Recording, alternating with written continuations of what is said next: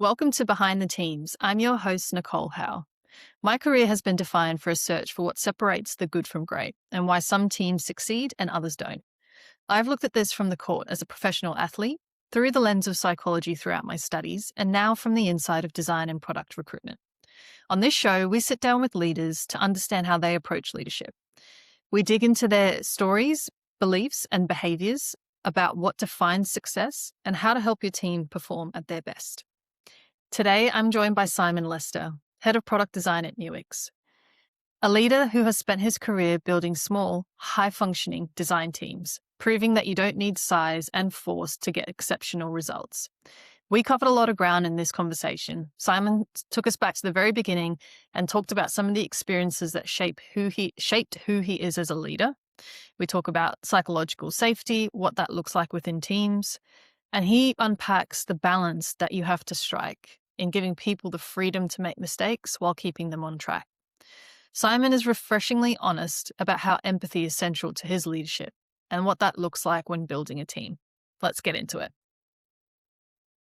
We're joined today by the lovely Simon Lester, the Head of Product Design over at Nuix. Simon, how are you? I'm very good, thanks. Thanks for inviting me. Thanks for coming. I'm really keen to dive into this conversation. I think let's just do just that, shall we? Yeah, absolutely. The first thing I guess I'd pose to you might be a bit of a big question, but I'd love to hear from you as Simon as a leader. Is there anything that stands out as one experience from your past that has kind of shaped you as who you are as a leader today? I think it's less about a single experience, but it has been kind of like a singular role. Mm-hmm. And I suppose I'd tie that back to my first few bosses. So my first boss was female and my second boss was female, and they were both strong characters. They were exceptionally good now. I appreciate them more now, understanding their approach and why they did what they did. I didn't necessarily understand and appreciate it at the time because I was really inexperienced. It was my first job, right? And I learned an awful lot of them about how to do certain things in a certain way. And really, the takeaway from both of those ladies, who I'll be forever indebted to, was the fact that they gave me the space to be me and do the things that I do and totally support me. So they didn't micromanage, even though I didn't necessarily have all of the right training and experience in an actual working environment. I had all of the theoretical stuff that I'd learned at college and uni and everything else, but I actually hadn't applied it anywhere. And they gave me, I wouldn't say quite free rein. They kept the guardrails in place to keep me focused to deliver what they required, but they didn't actually give me a formulaic process and say, you must do this first, then this, then this, then this. It certainly worked for me. And I really appreciate that. And it's something that I've kind of like instilled and tried to continue and pass on to the other teams and things that I've built that we'll talk about a little bit later. But similarly, that same role, when I stepped away from that, my first male boss was, I wouldn't say the opposite. They weren't a bad person or anything, but they were more like a David Brent kind of character. And it was far more dictatorial, do this, do that. But I learned just as much about how not to do things as opposed to how to do things that I'd actually learned.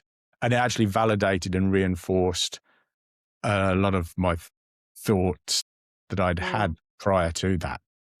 And so I had certainly a yin and the yang, the good and the bad, different perspective that kind of like provided me with the right foundational qualities for managing and actually building teams.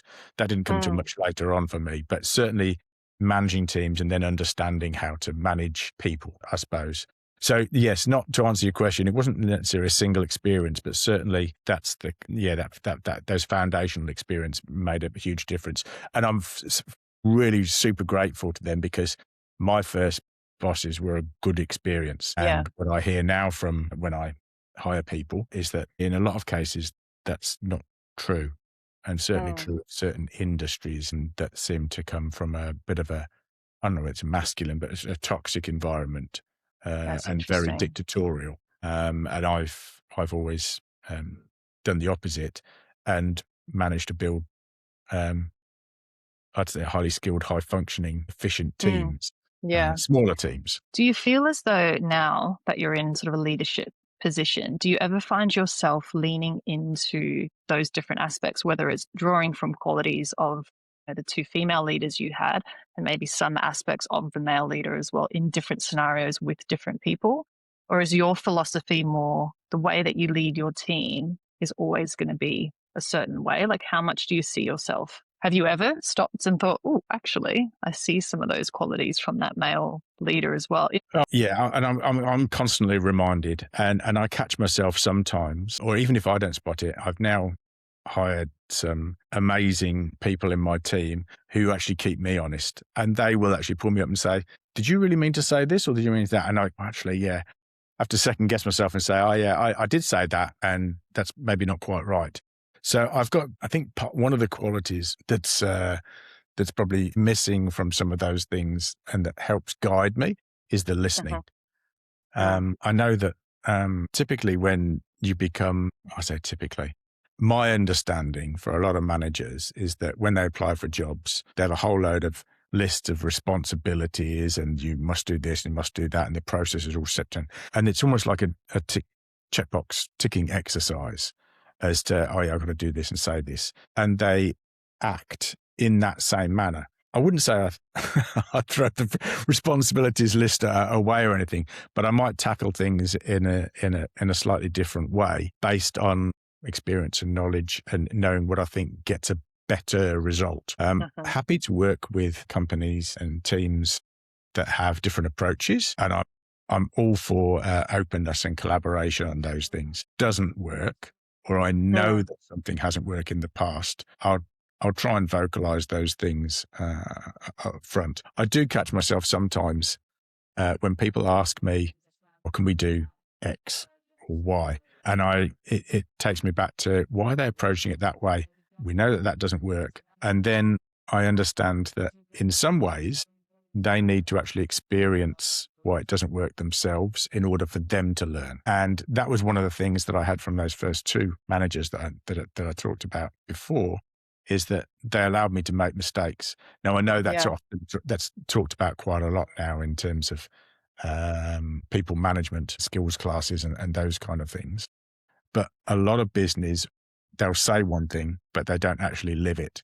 I'm fortunate at Nuix, whereby they do allow us to make mistakes and fail and learn, as long as we learn from it. And that's a key part, not just in terms of learning in order to have success in a project, but also about my team and our ability to learn and adapt, because it sets us up for a greater success with the long tail, as it forward, not just the success of achieving something for a particular project, but it means that we've learned from that and future projects are going to benefit. How do you make that balance though? Because I can imagine in workplaces, it's challenging. Like, I think everyone would ideally want a space where they can, truly make mistakes and feel as though things will be fine. But I imagine as leader, there's some things like, how do you set those guardrails to balance that freedom and that autonomy, but also making sure everybody is still accountable, and you need to kind of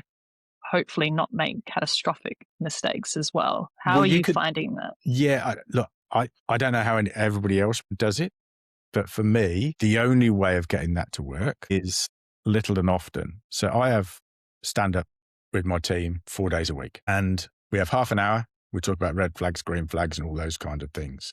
If I only had a meeting once a month and somebody spent 3 or 4 weeks working on something, and they haven't done it maliciously, but they think they're doing all the right things, but they end up designing something that just isn't going to work, or they haven't considered the customer or the right interactive elements or whatever it is, then we've lost all of that time and effort, right? And they might learn from it, but it's not a very efficient way of working.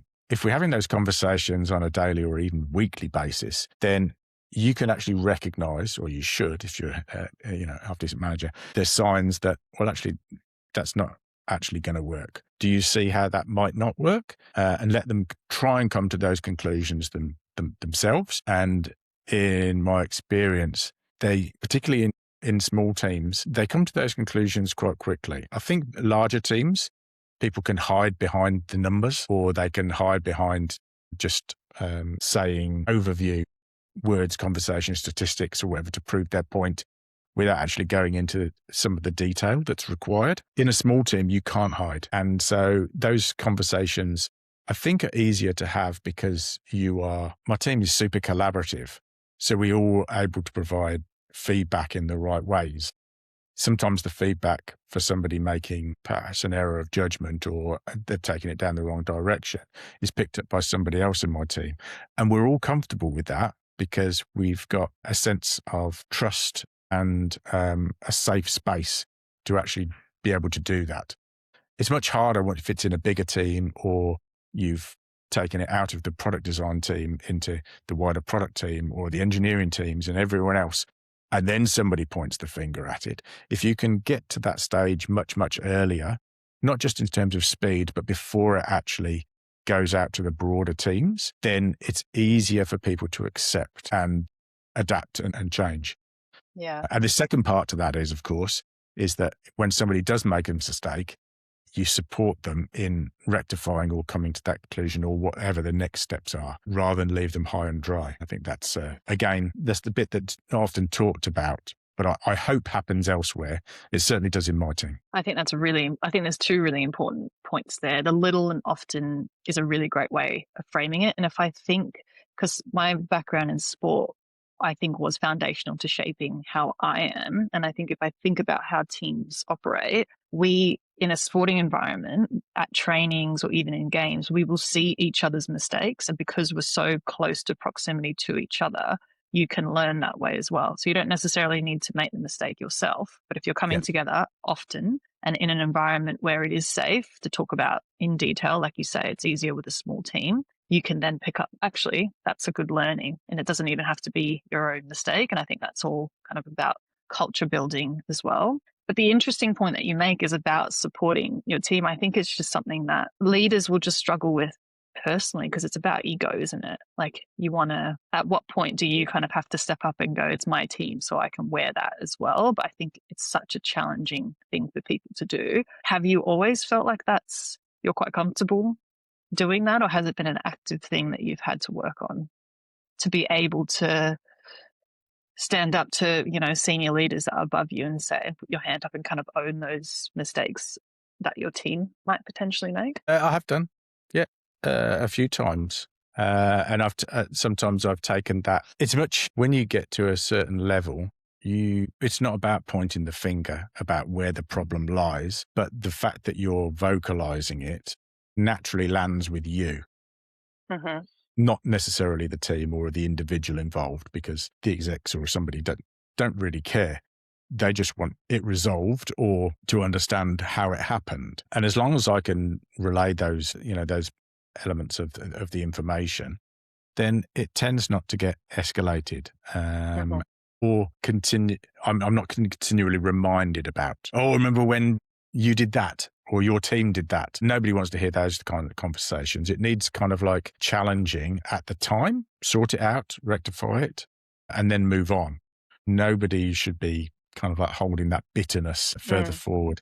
I have worked in environments that are really, really toxic where that happens. And it's almost like people are kind of like gaining ammunition and they're just holding it in their back pocket, waiting for that moment where they can just drop the bomb on somebody.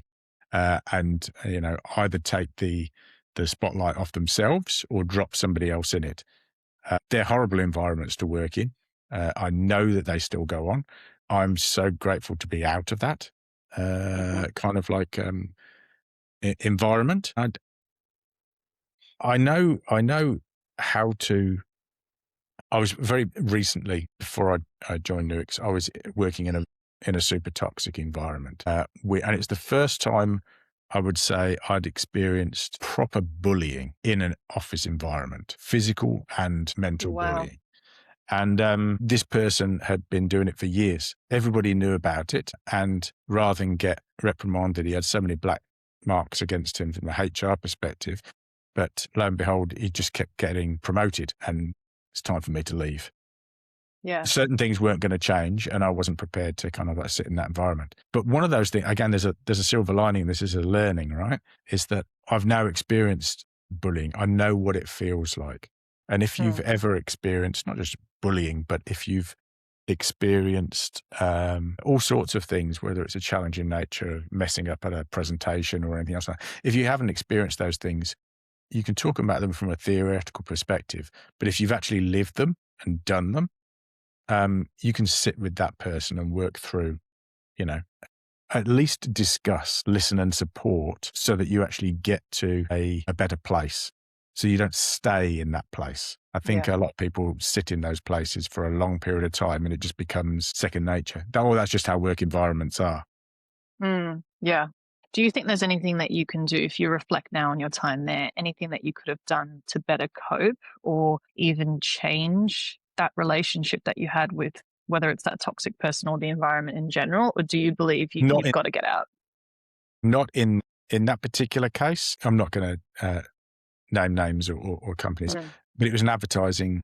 I went back into advertising agencies very, very briefly, and it was horrific. And he wasn't the only person doing it as well. And not only did it validate what I thought from decades ago, I was thinking, it's changed. It hasn't changed. Well, actually, no, it has. I think it has changed. In my experience, it's got worse, not better. Gosh. It's a very masculine, toxic environment. Yeah, it's not really for me. I'm not that kind of like alpha male person. And I don't think those qualities that certain people look for in businesses to kind of like drive things and be very forceful in how they're going to get to an endpoint, that's never been my way. And I think I've proven now over the years that you can get a much better result by doing it in a different way. And that doesn't necessarily mean being soft. It means having a different approach. And listening and supporting and letting people, if you've got the right people in your team, they will continually surprise you and overwhelm you with the amount of quality work that comes out. And it will be done in such a way that you don't have to ask for those things because they're proactively doing those things already. So Unpack that a little bit, because I think sometimes there can be a assumption that if you talk about high performance within teams, it innately comes with that sort of competitiveness, aggressiveness, that really forceful way of doing things to get from point A to point B. And not to say that those qualities can't be good in some capacity, but what do you define as high performance, and how do you feel like you shape different cultures in your teams and have success as well? look, that's not to say that I don't get plenty of drive from within my current workspace relationship with my bosses, managers, execs, etc. They certainly give me big, lofty challenges alongside other things that are more business as usual kind of like challenges. Now, I'm well aware of what I need to deliver and ultimately by when. I'm kind of like tasked with the how. And sometimes I don't know quite how that's going to be done. And I will work towards using other people or experienced people outside of my team, whether it's from engineering or architecture people or whoever, or other people in my team, the creative brains, to kind of like come to the right end result, even if that's not necessarily the one that may not have been clearly defined at the very, very beginning, but we'll get there. To me, it's more about the journey, not the destination though. And I say that because quite a lot of the time people look at endpoints for, that's going to get delivered by that date, etc. When really the date is arbitrary because you might not deliver all of those things by that particular date, but you've delivered far greater functionality or far better customer experience. And so those things are kind of like ongoing.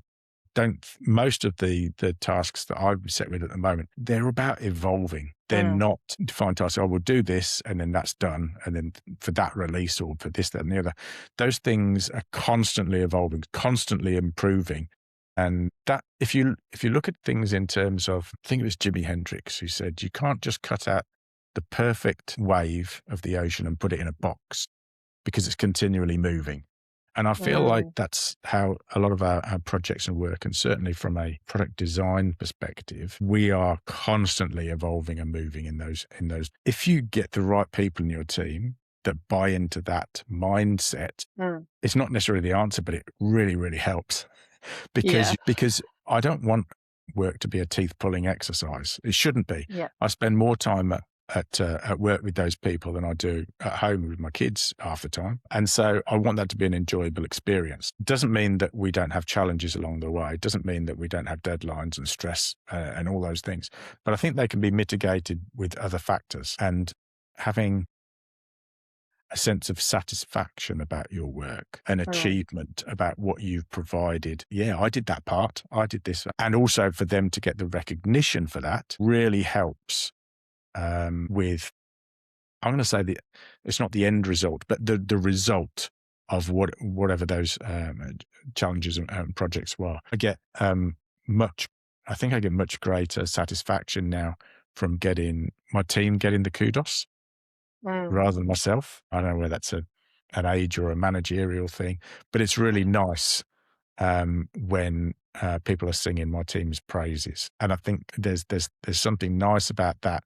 It's far nicer than having that competitive edge. I won, Yeah. I came first. I got a gold star. I got a gold medal or whatever. There's plenty of cases that people don't quite reach the finish line that have a much bigger influence or have a much better, they're a better person in life than just Have you the win. found, yeah, have you found that there's a specific quality that you look for when you are building your teams that gives you a clue that a person could fit into your environment that you're kind of building and work really well? That's a good question. There's a number of qualities. Most product designers or UX people will hear the word empathy a lot. And I don't think it's overused, but I think having empathy gives you being able to understand how people use your product is a big thing for us, right?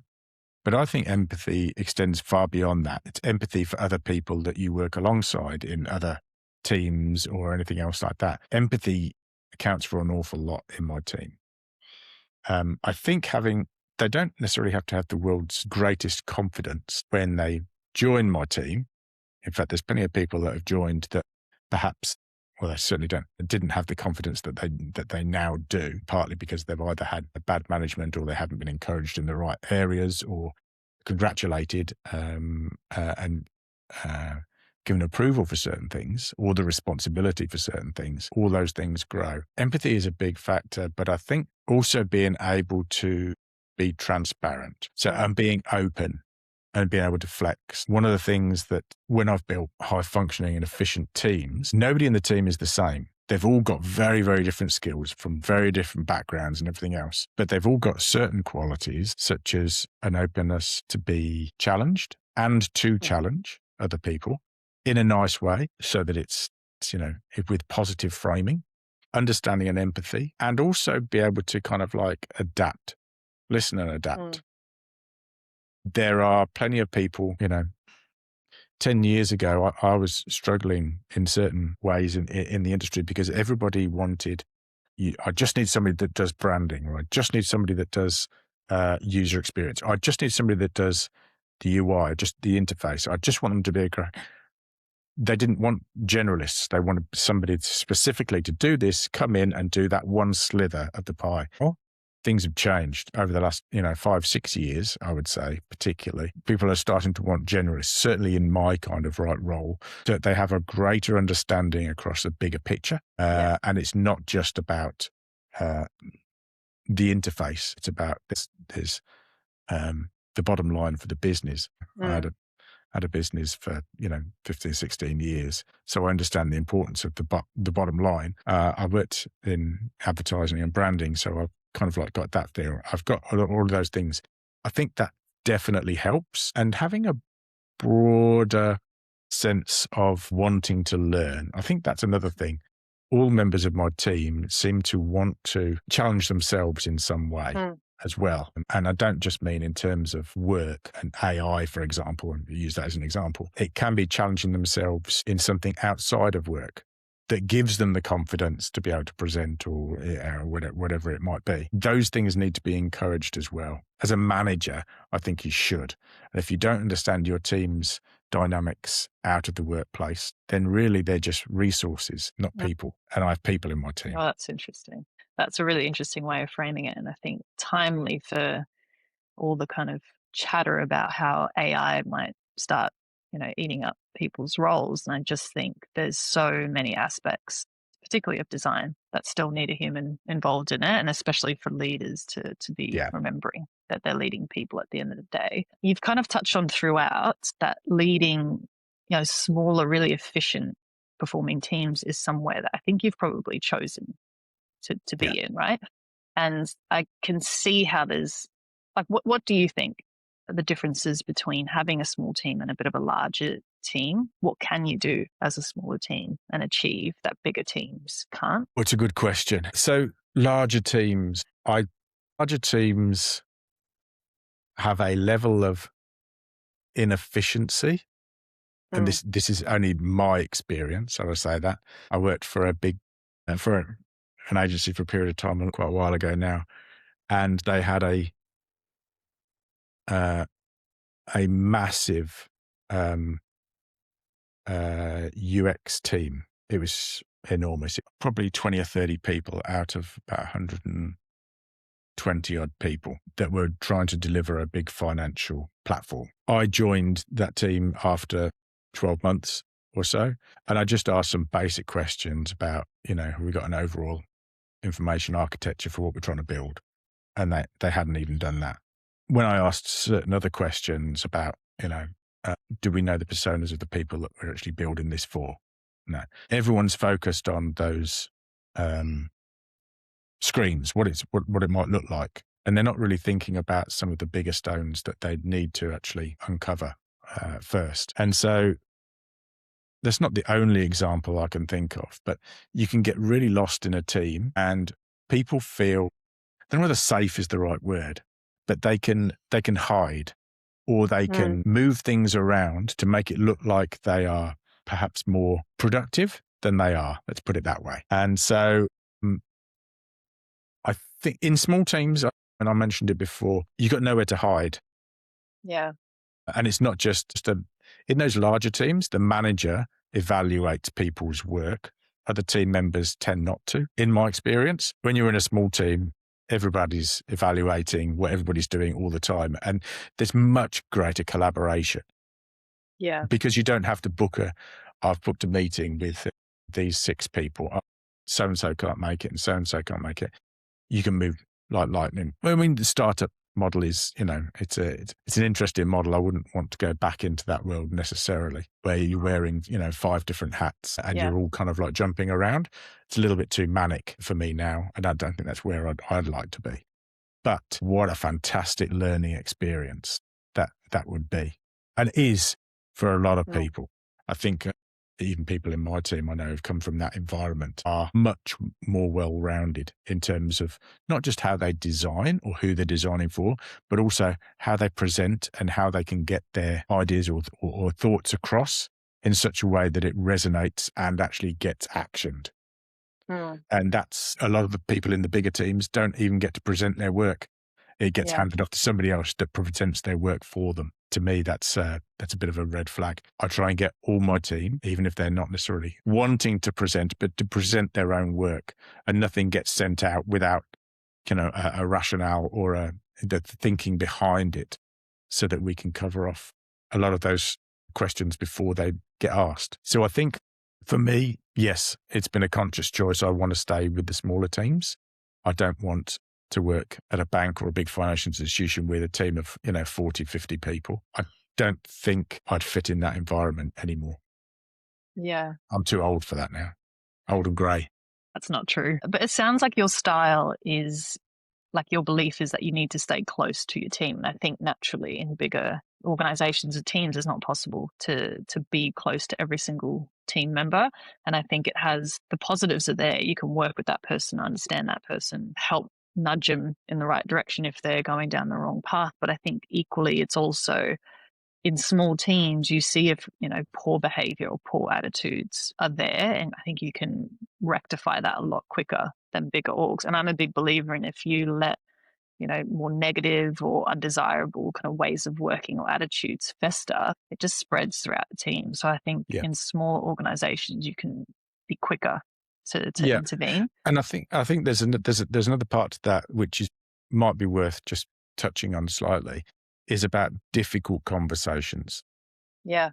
I've had to have plenty over the years, whether it's difficult conversations up or difficult conversations down. And the importance now, the experience isn't lost on me. They need to be had. I know people avoid them. I've avoided them for a long period of time, but I'm much more comfortable with having those difficult conversations, and they're a really important aspect, and it actually helps both parties. Difficult conversations are only held one-on-one basis. I can't see how they're not in a group environment or anything else like that. But there's something that isn't working for one of those two people, and even just surfacing those concerns, even if you don't necessarily know what the answers are, when you initially start that conversation, gets you part of the way there, at least in the knowledge that they now know that there is, a problem, as opposed to, just trying to avoid things. Agree. And nobody likes having them, but I'd say they're super important.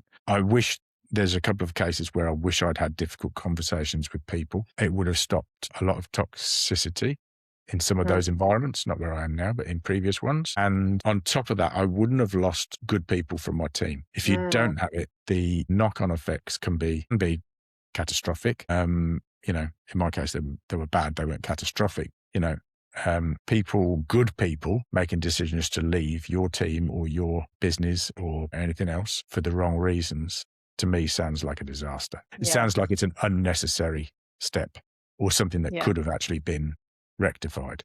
In a lot of cases, not all cases. I point back to that circumstance of bullying. That guy's not going to change, and he hasn't changed. I know he hasn't, because I've heard from other people. So there are certain things that you can change, and there's some things that you can't, and you just have to recognize those. But difficult conversation, if you can't solve the problem, you've at least highlighted it so that you're both aware of the problem, and it becomes Exactly. It's a lesser problem. Yeah, potentially it's a shared problem at that point, right? At least both parties understand what you're working towards. It gives it an opportunity to maybe rectify, and sometimes you can be surprised as well to an outcome. But I think if you never have those conversations, you will leave not knowing.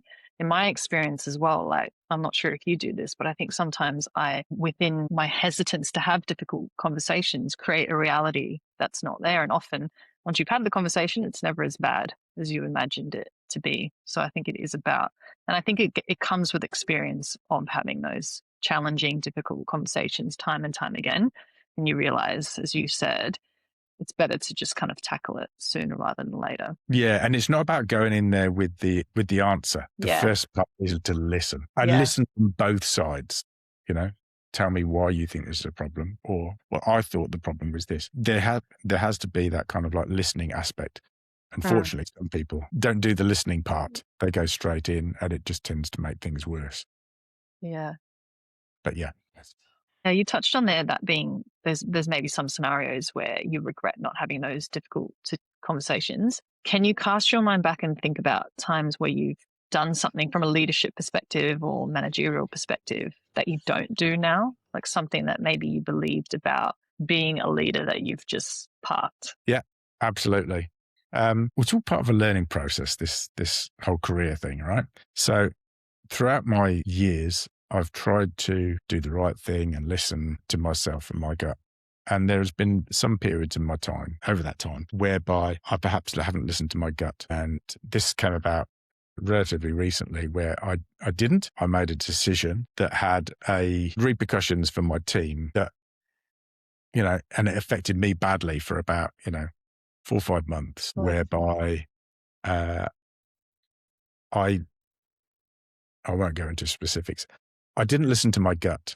My gut told me, I don't think this is necessarily right, but I think you should give it a go because the business is asking for this or this criteria. And I think if I make this decision, it will help. It will be a good thing. But my gut was really saying, do you think this is going to be the right answer? And I didn't listen to myself. And I put myself in a position whereby it took me, 4 or 5 months to rectify that problem if I just listened to myself. So look, everyone makes mistakes and learn from them. That one was definitely a learning exercise for me. And I'm now, and particularly recently, listened to my gut. Yeah. And I think that's a perfect note to end on. What I took from this conversation is that high performance doesn't have to look the way we're often told it does. doesn't require force or hierarchy or size. Simon shows that staying close to your team, creating genuine safety, and having honest conversations, even the uncomfortable ones, is how you build something that actually works. If you're an emerging leader or questioning whether leadership is the path for you, I hope this gave you a different picture of what it can look like. Thank you so much to Simon for his time and his honesty today. And thank you all for listening to Behind the Teams. If you enjoyed this episode, please share with someone that you think would get something from it. And I'll see you on the next one. Thanks.